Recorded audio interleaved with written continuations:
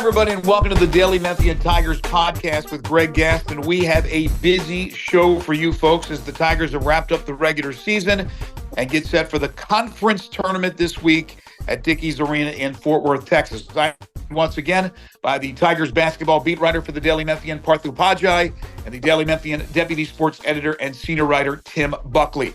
Gentlemen, we'll start with the Saturday loss at Florida Atlantic and then dive into the road ahead for Memphis in the conference tournament. The future for Memphis, whether or not they win this tournament, obviously will be a big factor on whether or not there will be a postseason. The NIT is a possibility, but that is still something up in the air. Then we'll talk about the all-conference selections, which were announced today, Tuesday. And then we'll get into some very interesting comments that Penny Hardaway made to the media after his Monday night radio show. Once again, we are in 4 different spots, just so you know. Parth, Tim, myself, all in different locations, as is our producer, Natalie Van Gundy. All right, Parth, let's start with you. You were at Florida Atlantic. I've never been in that arena. I know it was jam-packed, some rabid fans, some going maybe a little overboard with their zealous and their excitement about the game. But, I mean, I look back at it and I think to myself, Memphis offensively played a pretty good game. 16 triples. Shoot 50% from 3. You're going to win most of those games. But once again, the defensive ineptness reared its ugly head. No, for sure. And first, man, that environment was amazing. I was surprised. We joke, Memphis fans joke, whatever, about it being a high school gym, high school-esque gym. And it was, it holds about, I think, 3,600. And that was like standing room only. But man, that place was buzzing. I've been to Cameron. I've been to the Dean Dome back in Chapel Hill. It's not quite there, but it's not far either. When that place is rocking like that. But yeah, Greg, you're absolutely right. If I had told you that Memphis would hit 16 threes, would shoot over 50% from the floor, and would score 84 points, I think we'd all say that would be a win, right? Especially with Naquan Tomlin scoring 27, and I think he went 11 to 15 from the floor. That just kind of shows you how bad the defensive issues were. FAU was getting, anything they wanted at times. It seemed like inside, outside didn't matter. And I think you couple that with, just the dry stretches. Like Memphis was scoring, but there was periods, especially in the first half, there was like a 5-minute period where it seemed like all the air came out of the balloon. Penny put in some reserves, Jordan Brown, Jalen Young, and Jaden Hardaway, I think were 3 among them that were out on the court. And, FAU went on a run and took momentum. It never relinquished. And I think that's kind of where the game was lost. Obviously, the defensive issues were a huge factor also. Tim, your thoughts on the game? Well, a few things. Actually, first I got one question for each of you. My question for Greg, have you ever actually called a game while wearing a Speedo? No. Okay, good. Just clearing that up because that was really bizarre. Fans in Speedos. Never seen that. It's the swim team. It was the swim team. Yeah. Still, yeah. Not going there. Anyway. So many celebrities there too. We didn't mention that. So that's a side note, but Antonio Brown and Chris Carter. Who else? Lisa Leslie. Lisa Leslie. Yeah, exactly. So it was a star-studded affair. Anyway, Tim, go ahead. My question for Parth, did Penny really say that David Jones was complaining about how hot it was in the gym in the first half? He did. So apparently he may have made some comments either to the broadcast or to post-game radio. Obviously, I didn't hear them in the moment because I was, at the game and then heading to the presser. But we asked him again yesterday after his radio show during his media availability. I asked him, did he think that stretch in the first half where he took, I think all of the starters out, I want to say, with about 8-9 minutes left in the first half, did he think that was a turning point? And he said, I don't think he answered it directly, but he did say that all of his guys were asking for breathers. And that was something that he hadn't really dealt with or hadn't seen before. And he said David Jones in particular was out of breath because of the heat. And it was very, very hot. I can attest to that. I wasn't playing a basketball game. I was just typing words, but I was sweating. Like, I don't know if air was off. I don't know what was going on, but it was extremely hot in that gym. I'm sure it was, but dude is from the Dominican. Like, he played high school basketball in Texas. I haven't lived in Buffalo since 77. So, yeah, my blood's thinned out. I get it. He spent a few years in Chicago and one in New York. It can't be thinned out that much. There's That's no fair. question That's fair. that it had to be humid in a small arena with that many bodies. That's one thing. Yep. But Tim's right. That's what I heard within the first 3 minutes of that game. Now, during the season, a lot of times Penny would take him out of the game for whatever reason, but we never heard that it was because he was already exhausted. This particular game, the word was that he was struggling, breathing, and I just can't imagine a well-conditioned athlete like that is asking him to come out of the game 3 minutes in. But that's what the word was. Rest. Let's not forget that there was a week gap, right, between the UAB game on Sunday, not quite a week, but on Sunday, and then Saturday right. the game. So that's strange how David Jones, Javon Quinterly, and others, were kind of gassed, as Penny said. And it did seem to impact their play, Greg. I mean, it like they looked out of it. The Quinterly, who was so good in the second half of their prior game, comes out struggling. What was he? Started 0 for 4. He had 4 turnovers as well. But was that because of the heat, or the humidity, or was that because he struggled in the first half? Simply just struggled and then picked it up in the second half. I think it was because he struggled. I mean, he had 4 turnovers in the first half, Greg, like you mentioned. And I think sometimes with Quinterly, I don't know if you guys would agree or not, in the first 5 minutes, if you watch his facial expression, if you watch his body language, you can tell which Quinterly you're going to get. You can tell if you're going to get the superstar JQ that's getting guys involved, is engaged on the defensive end and the offensive end, or you're going to get the guy that, at times looks a bit disinterested. Whether that's fair or not, I don't know, but that's what he looks like at times. Yeah, to me, it was a Florida Atlantic team that was just a step quicker than Memphis. Loose balls, they were hustling, they were getting to them. Memphis seemed to drag a little bit. Maybe it had something to do with it, but I think that's a cop-out answer. I just think Florida Atlantic was the better team on that particular Saturday. Doesn't mean if they meet up in the conference tournament that Memphis can't beat them. We know they're very, very close. But that you brought up a point earlier, Parth, about that stretch late in the first half when he had a very unusual lineup out there. And I know there was still plenty of time to go in the game, but they seemed to lose any momentum they had when he had Joe Cooper, Jalen Young. I forget all the 5 that were out there, but it was a really strange lineup. I bet we have not seen that lineup this year at all. Yeah, no, it was odd. And I'm recalling it now. David Jones was still out there at the time. I don't know if he got shuffled back in after he wanted that breather or what it was, but it was Joe Cooper. It was Jaden Hardaway.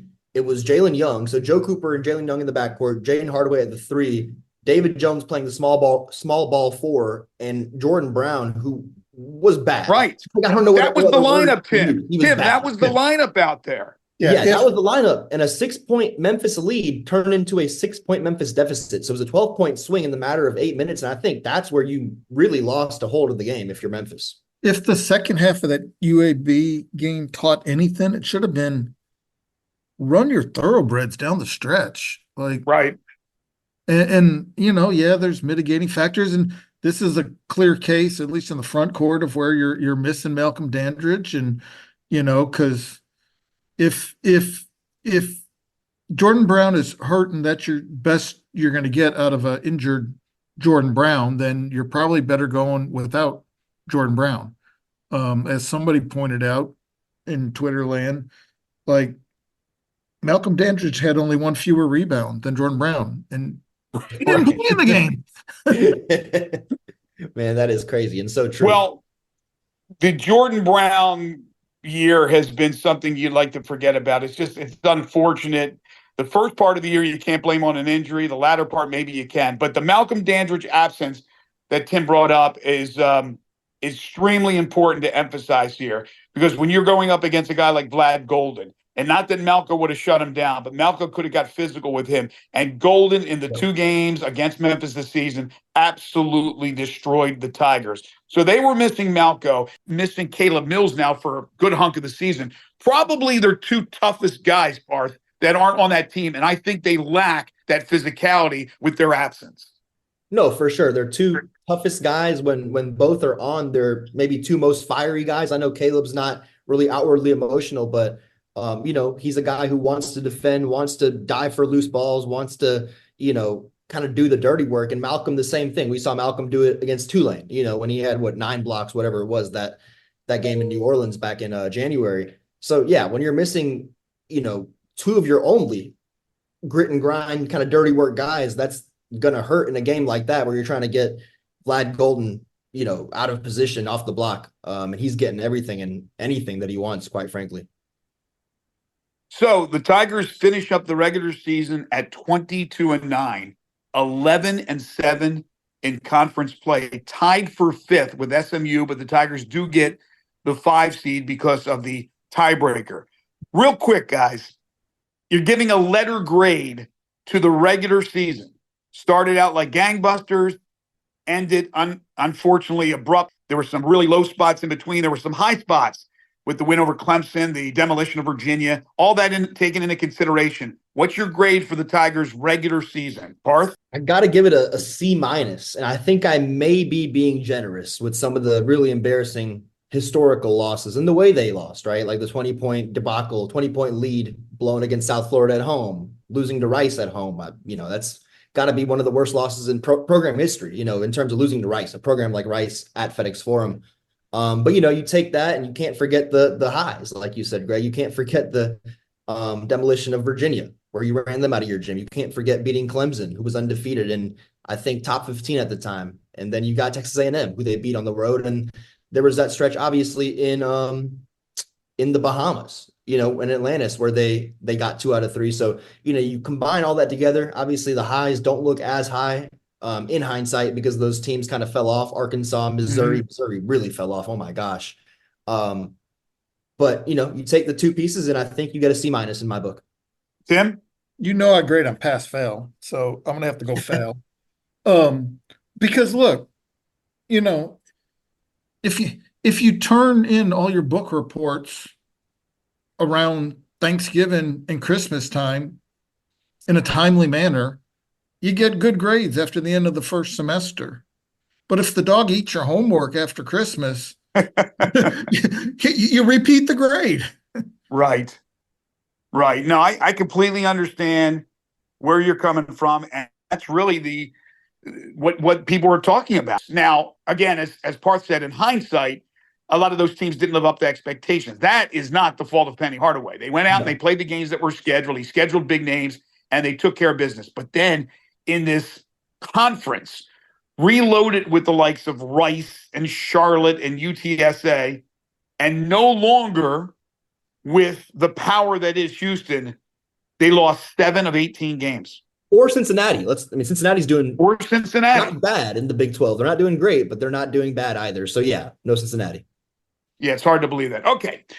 So they have a reprieve. And that's the great thing about college basketball. No matter what it's like during the regular season, you get an opportunity in the conference tournament. Unfortunately, it's the only chance the Tigers have to get to the NCAA tournament. And that in and of itself is pretty horrific when you take into account the team at one point was 10th ranked in the nation and was looked at as a 2 seed, 3 seed in different bracketologies out there. All right, so Memphis will open up on Thursday at Dickies Arena. They'll play at 1:30. They will play tomorrow, meaning Wednesday's winner of the Rice-Wichita State game. Rice, the 13 seed, Wichita State, the 12 seed. As, again, Parth alluded to, Rice, one of the worst losses in Memphis Tiger basketball history, 13th ranked, so they're 1-0 against Memphis. Memphis beat Wichita State twice. The game at Wichita, in which they had the huge second half and ran them out of their own gym, and then the game in Memphis, which was unbelievably close. So it's not like they're that far off. But Parth, is there a team that you think they want to play other than the other one? Does it matter? It's only going to be the quarterfinals. Yeah, Penny was asked that last night, and of course he gave the kind of coach speak-ish answer where he said, we just got to take care of business no matter who's in front of us. But in this case, with the first matchup on Thursday, with these 2 teams, I agree. They're both below 500. Rice, I think, is worse, right? I think we can all say that. Wichita State has potential, but it hasn't lived up to it. So I think if you're Memphis, you've certainly got to take care of business in the first one, or it'd be, really embarrassing. And obviously that grade that I just gave, C- would be docked down significantly if you go home in the second round against either Wichita State or Rice. But I don't think that matters. I think UAB, right, could cause some trouble. If they get past, assuming they get past Wichita State or Rice, they'll see UAB on Friday in the quarters. And I think that's a tough matchup for Memphis. Yeah, thanks for correcting that. The quarters would be the UAB game. The first, technically the second round is Memphis versus the Rice-Wichita State winner. Tim, I would imagine you don't think there'll be too much of an issue to get to the quarters to play UAB for a third time, but you never know with this team. It's been such a roller coaster ride. Yeah, like which Quinterly do you get? Like you said, like Parth said, do you get the totally into it Quinterly, or do you get the kind of La La Land Quinterly? Do you get the David Jones, I'm going to play showing the ability I have to take over a game while also folding in my teammates? Or do you have the reckless David Jones? Right. Do you have the first half of so many games this season or the second half Tigers of so many games this season? It's just kind of a who shows up thing.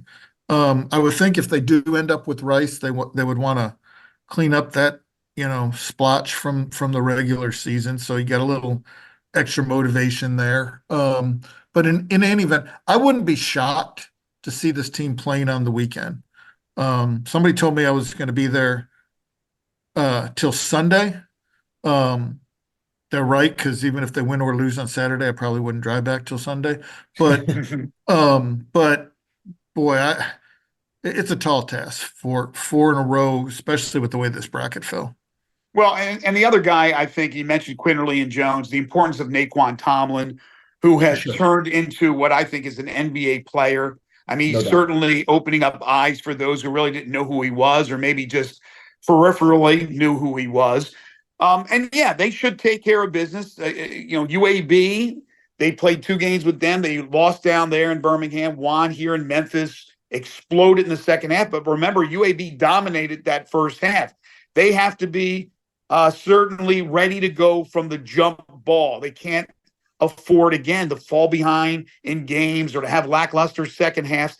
This game, the first time around, was interesting, Parth, because the Tigers had taken a 3-point lead late, and you thought once they got that lead, that would be it. They would be able to take it home in front of the home crowd, beat a Rice team that was overmatched. But Rice played so fundamentally sound. They reminded me of a team from the Ivy League. A lot of the Ivy League-esque moves, backdoor cuts, high screens. Whereas Wichita State is more of a team that'll get up and down to play that style of basketball. So if it's a matchup with Rice, it'll be interesting because it's contrasting styles. No, for sure. I think I haven't watched too much of Princeton, but I think if you watch Princeton and you watch Rice, you see similar things that they're doing offensively for sure. Slowing things down, guys moving well off the ball, not really trying to speed you up or get up and down. And Penny said that yesterday. I think somebody asked him, what is the strategy? If you get Rice and if you get Wichita State, and with Rice, he said that. He said we need to speed Rice up because they get uncomfortable when they're sped up to that degree. But yeah, I think, and I don't know, maybe I'm giving too much kind of grace or too much leeway, but that first game against Rice, I think you have to throw out the window. That was something that if those two teams played, I don't know, 10 times, I think Memphis wins. Right. 8, 9, right? 9, that was a really, really, really strange game. Where, Penny was trying some, let's be real, some wonky stuff with the lineups. You had Jonathan Pierre and Jaquan Walton alternating at point guard. Javon Quinterly was off the bench, if you recall that game. And it was a time where there was a lot of turmoil in the locker room. That's kind of why Javon Quinterly was on the bench. It's kind of why some of the other starters were not starting that game. And I think you got off to a rough start. You gave Rice some life. You gave Rice some momentum, some confidence, and it kind of bit you from there. So I think it's a different team. Obviously, a lot of those issues are not corrected in terms of, defensive rebounding, meaning keeping the other team off the offensive glass, guarding the perimeter, hustle, energy, attention to detail.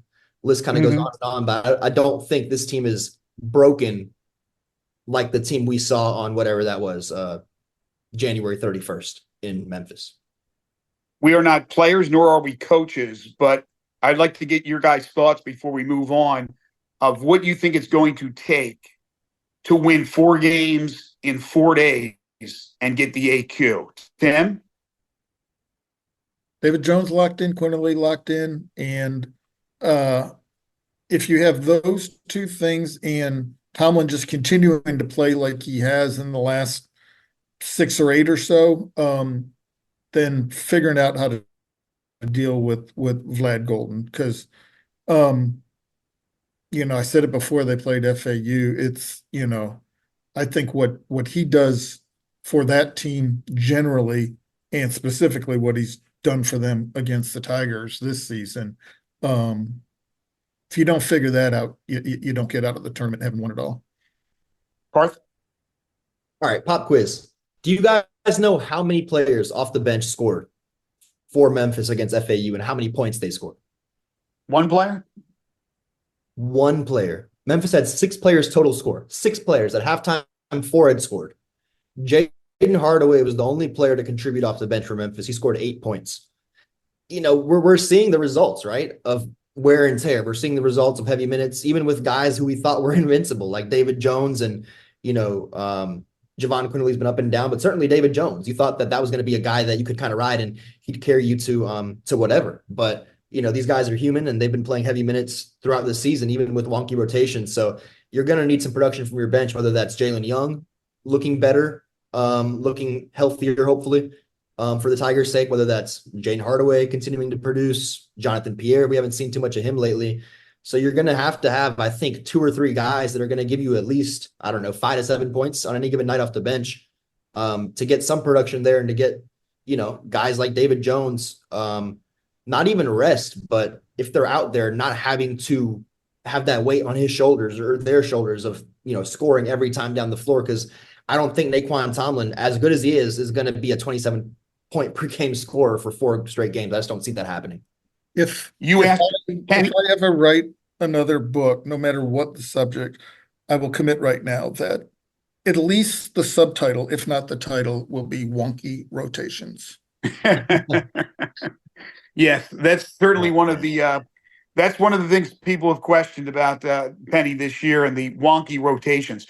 Real quick though, Parth, you did ask Penny about the possibility of this investigation of Malcolm Dandridge wrapping up, him being exonerated and in a uniform. It seems like it's absolutely impossible. But what did he say? Yeah, I didn't ask him. I think it was Mike Sadie. Oh, okay. You were there though. Yeah. Shout out to Sadie. Anyway, yeah, I was there. He sounded slightly optimistic. I think maybe I'm reading too much into it. For the first time in weeks, he sounded slightly optimistic. He said that he is hopeful that Malcolm will be back. I got to look at the exact quote, but I'm paraphrasing. He is hopeful that Malcolm will be back at some point. He said conference play, but I think he meant conference tournament play, is what I'm assuming he meant.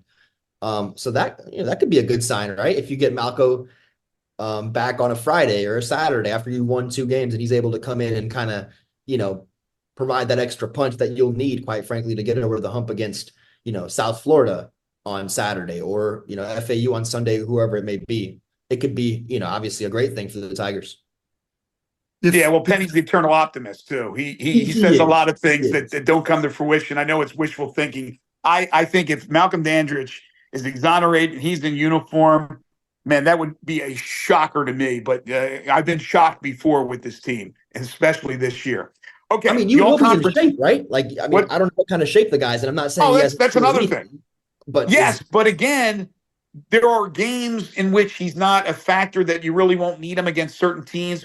But if you move into the championship and Florida Atlantic, which is on the other side, moves into the championship, we've already talked about it. That's where that body of his, 6'9", 260, that's where it would pay off, you would think, even if he's not in the basketball shape, just to have 5,000 and to get physical with Golden. But we're putting the cart before the horse there. That's a ways to go. I think they must already know. I mean, I can't believe they don't already know. If they don't, the NCAA owes it to them to at least give them a decision before they open on Thursday and not continue to string the whole thing along. Wait, Tim, what do you mean decision? Because I think it hasn't gone to the NCAA. Yeah, exactly. It's still being internally investigated. They haven't submitted anything to the NCAA. I don't think. Maybe I'm wrong. Well, or did they already quietly in the background?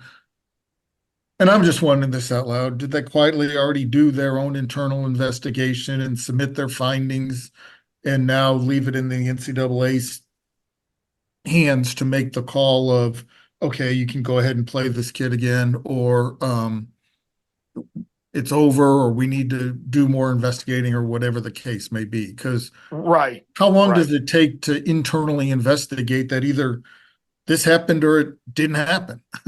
Well, Well, Greg, I think you made I've this been point. wondering. Yeah, go ahead, Greg. I've been wondering that too. And the point you just made, Tim, is not out of the question. Personally, my opinion is that they have done their due diligence. I think there's a good chance they know what's going on, and they do Mhm. not want to rock the boat with the tournament this week.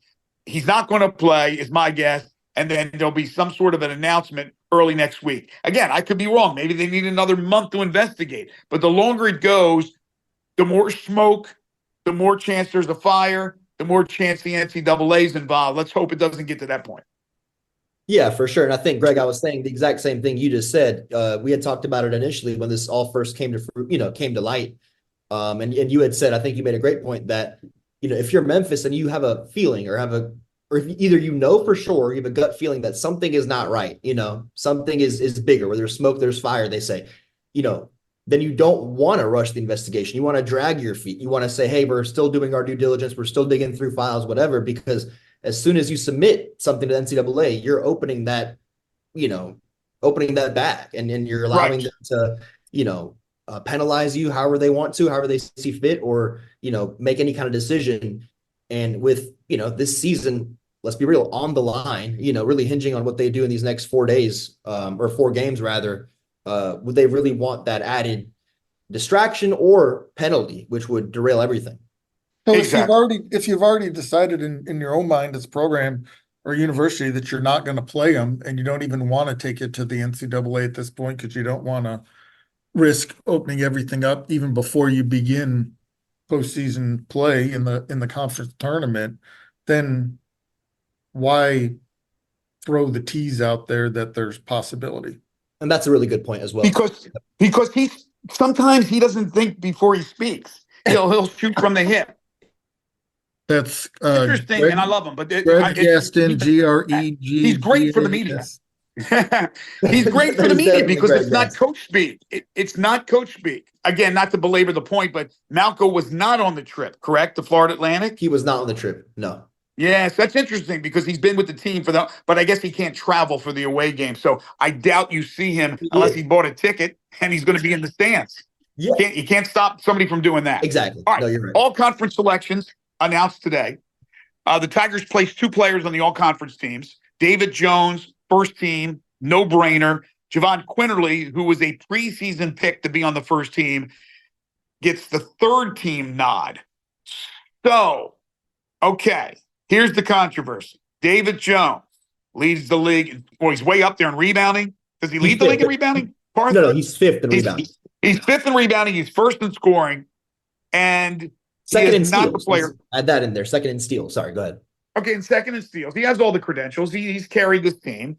And we've talked about it a lot, about him being certainly a candidate for an All-American spot, let alone Player of the Year in the conference. Well, the Player of the Year, it's not just one. It's players. It's John L. Davis of Florida Atlantic. No surprise. Great season for the Bulls. Both of those guys are rewarded. Now, USF, the number 1 seed. Florida Atlantic, the number 2 seed.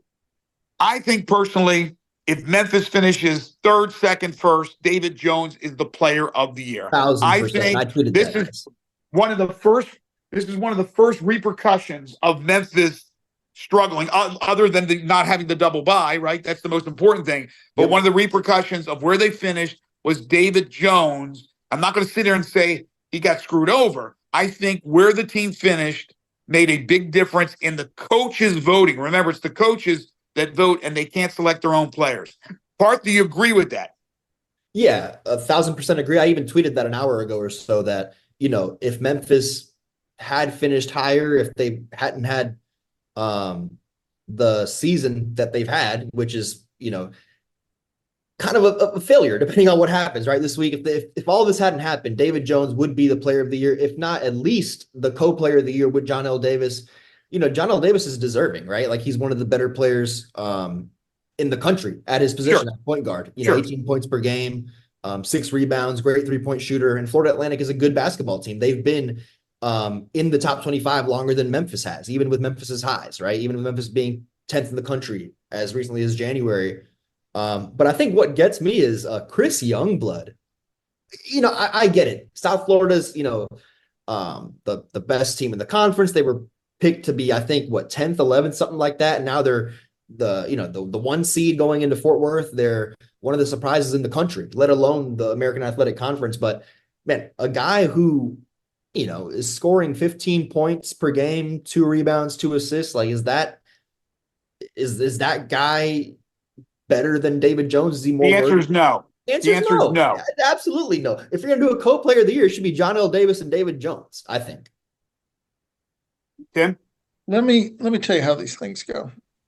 The coaches don't vote in the coaches awards presentation. The SIDs vote in it, and then they run it past their coach.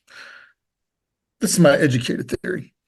The SID goes, who was first? South Florida. Who was their good guy? Oh, yeah, that guy.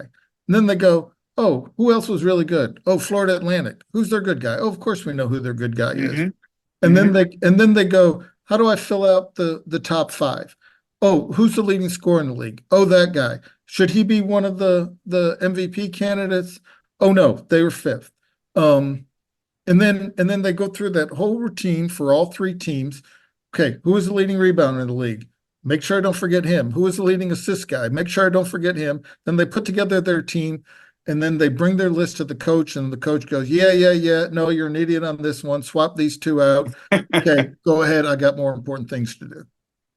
Yes, I agree wholeheartedly. Have we seen players of the year in different conference over the years win on a team that's not so good? It's happened. It's not unprecedented. But I guarantee it, the way Tim just eloquently put it, that's exactly what happened here. And so, again, I can't sit here, as you said, Parth, with a John L. Davis who was fantastic and go, yeah, they screwed that up. But if you're going to give a co-player of the year, Yep. and it's not Jones and it's Chris Youngblood, well, they certainly went and rewarded the team that finished first in the regular season. Greg, I don't want to talk out, both sides of my mouth, but somebody pointed out to me on Twitter earlier that I think when Precious Achua won AAC Player of the Year, Memphis was 10-8, I think. So it wasn't like Memphis was some kind of world beater and steamrolling through this conference at that point. But obviously 10-8 in that conference, with Houston being a Final Four contender, Cincinnati being competitive, respectable, and UCF is different, right? This conference sucks. I don't know what else to say. This conference is the 10th best conference in college basketball. It is not good. I don't care who spins it what way to you. This conference is trash. So I think that's the difference there. 5th in this watered down league versus 10-8, which I don't know where that would have put Memphis. And being obviously a NCAA tournament type team at that point. I think that's the difference here. Yeah. Right. Okay. Final topic, guys. And that is some interesting comments that Penny Hardaway had to say to the assembled media after his radio show on Monday. Parth, you were right in the middle of it. I'm going to throw out a few of the comments, and we're going to get your thoughts on just in general terms what you thought of everything he said, without being so specific that you got to talk about every question or every comment he made. One of the comments I thought was interesting when he was asked about people asking for him to be fired. He did clarify with Parth that it's not the media he's talking about. He's talking about individuals. First of all, I'm shocked that he either reads social media or maybe it's other people in the program telling him that he cares about that. But obviously he does. And he comes back and says, I feel like I've done a great job. Not a good job, a great job. And he's talking about his now 6th season, so 6 years, not just this year, that I have done a great job. He said the standard of the program has gone way up since I've been the coach. That's how I feel. Let me start with Tim. And Tim, you haven't been in Memphis, back in Memphis for that many years, but you are very familiar with this town and that program and your association with the school. I think the standard has always been high. I don't think it's any higher. And I would disagree wholeheartedly with that part of the statement. Yeah, I mean, expectations are high because people care about what's going on in the program.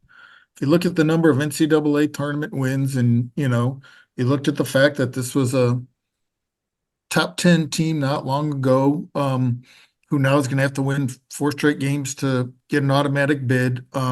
They're not meeting expectations. And that's just the reality of it. And sometimes, it's hard to see through the clouds when, you're dealing with tough times and, the outsiders are on you a little bit. I don't buy the whole thing about, not following social media and all that stuff. The guys that say they don't read the paper are usually the ones who, walk out in the robe in the morning and pick it up off the driveway. Well, he never said that. Just to clarify, he said Oh, I that. know. I'm just Yeah. saying, but Yeah. they coaches know what's going on. They know what's being said. Sometimes Right. Cal used to say that. Pastor used to say that. They all knew. Yeah. Look, when I was in Utah covering the NBA, guys used to say all the time that, oh, I don't read the paper. I don't read the paper. And then they'd say, how come you wrote this in the paper? How come you wrote that in the paper? And it'd be like, wait a minute, I thought you don't read the paper. How do you know? And in most cases, it was because their wife told them. In a lot of cases, it was because their girlfriend told them. And in several cases, it was because their wife and their girlfriend told them. So they know what's being said. That's crazy. Well, Parth, before I ask you both about whether he's done a great job, and that was his words, but I don't think the bar is higher for Penny. In fact, the bar may be a tad lower because he's going to get every benefit of the doubt, whereas some coaches have not. So I don't see this higher bar for the expectations for Memphis when those expectations have always been high. When Penny was here as a player, they were high expectations. If you ask Penny, did you expect to go to the NCAA tournament as a player? He would say, absolutely. Did you expect your coach, Larry Finch, when he coached at Memphis, to have his team in the NCAA tournament every year? Absolutely.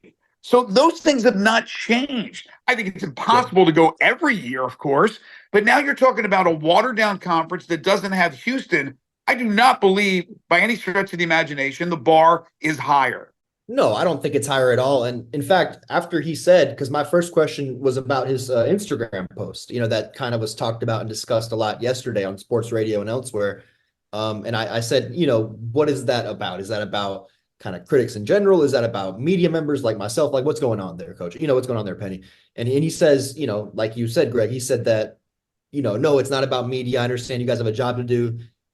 He even used these words, or I'm paraphrasing, but he said something similar. He said that, it's about a small segment of critics, of the fan base, of people on social media that are saying that I should be fired. He said it's laughable.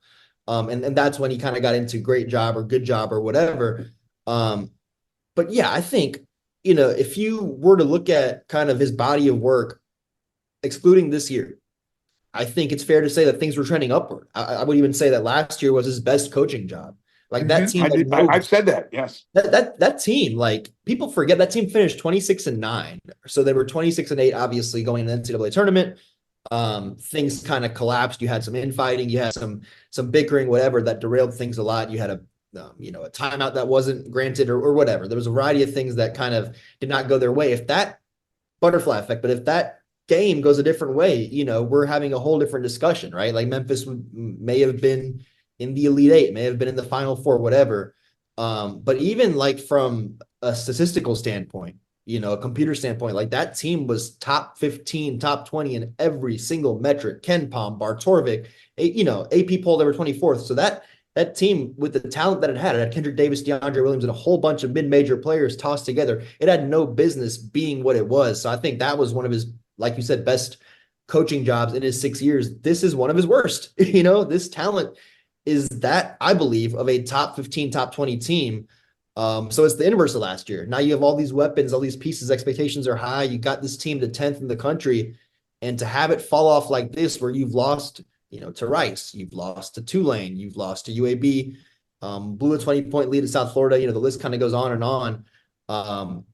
I think he is well below expectations. And I think those expectations are reasonable. And to kind of get back to what I was saying earlier, I asked him after he was done with his first answer, I said, hey, I know you said it's a small segment of the fan base, but overall, the kind of criticism, the kind of reception that you've received with the way the season's gone, taking into account the expectations at this program, the standards, if you will, at this program. What are your thoughts on that? And then that's when he said, well, I don't think the standard, he said, I think the standard has been elevated or something like that, when he took over as the coach, is what he said. So I don't think that's the case, but go ahead. Well, go ahead, Tim. When you've experienced greatness on a certain level like Penny has, I think sometimes there's a tendency also to more easily fall into kind of denial mode.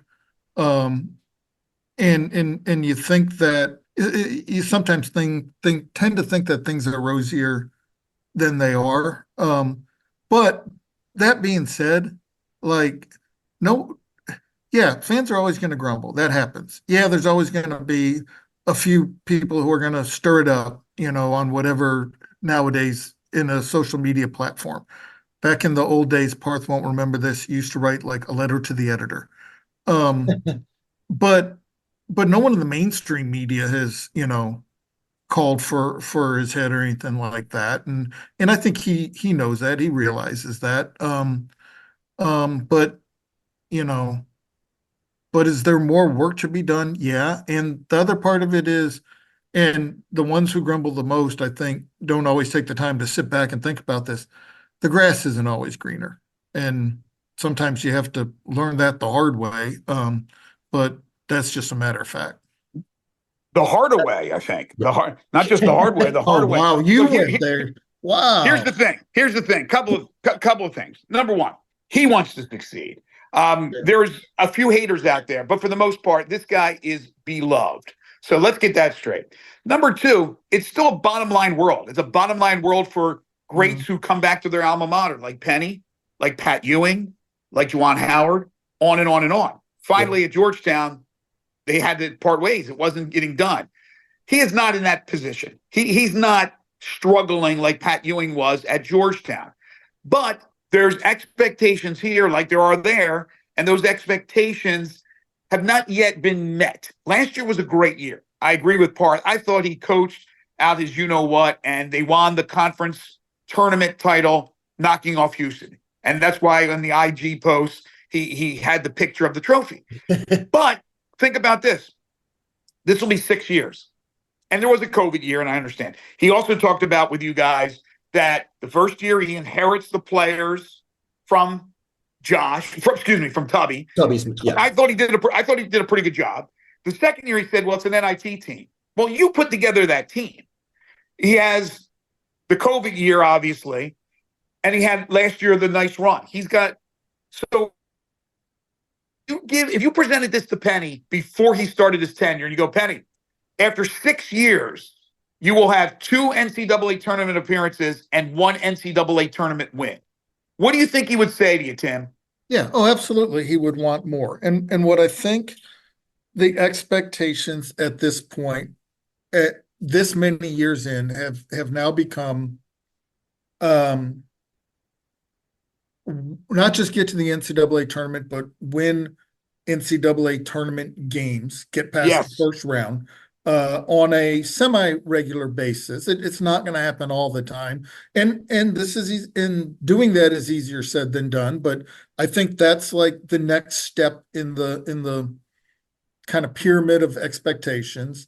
The next one is competing for a conference championship year in and year out, similar it is to the football side, which means either winning the conference tournament game, like the championship game, like they did last season, or at a minimum getting to it after a really strong finish in the regular season. And this is maybe a subsection. It's taking, because now they're kind of a fixture every season, whether it's preseason or some point during the season, in the top 25. It's maintaining a top 25 presence. And in the case, again, subsection of this season, not blowing it in conference play to the point where you go from number 10 to being in the pickle there and going into the tournament and having to play on day 2 of the tournament. And then the new expectation as well is figuring out how to make the whole transfer portal NIL thing work. And so, that he's gotten it to one level, and now it's just a matter of getting it to the next level. But you got to give the guy a chance to get it to the next level, I would think. Parth, final word. For sure. And I think, Tim, the last point that he made about the transfer portal and kind of getting that to work, Penny mentions that a lot, right? Like he mentioned it last night. He said that every year I've got to reconstruct a roster. I have to get 11, 12 guys. It's not one or two, it's 11 or 12 every year. Well, some of that's his fault. Like he is waving goodbye. I can promise you, he is waving goodbye to certain guys that have eligibility, that are able to come back.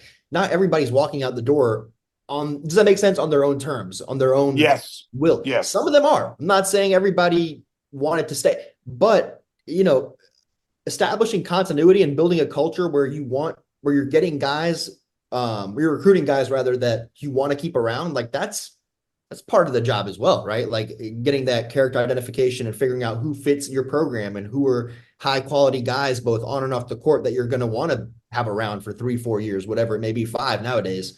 And I think that's something that he hasn't really done well, whether it's with his players, his staff's been a carousel.